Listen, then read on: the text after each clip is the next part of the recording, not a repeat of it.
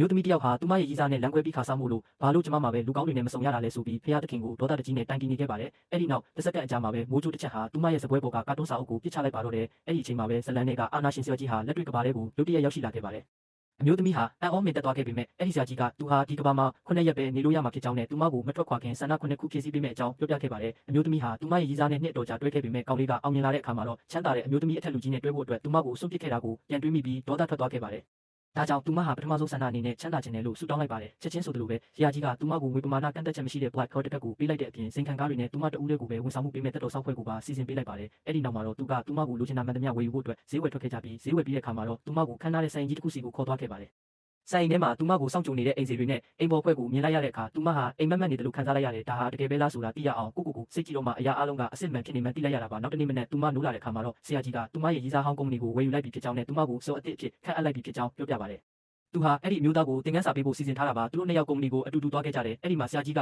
အမျိုးသားရဲ့ရှိမှငွေသားတွေအပြည့်ထည့်ထားတဲ့တစ်တာကြီးတစ်လုံးကိုထုတ်ပြလိုက်ပြီးမင်းသားမင်းရဲ့ချမ်းသာတဲ့အထက်လူကြီးနဲ့လမ်းကွဲမယ်ဆိုရင်ဒီငွေတွေအားလုံးကမင်းအပိုင်ပဲဆိုပြီးကမ်းလှမ်းလိုက်ပါတော့တယ်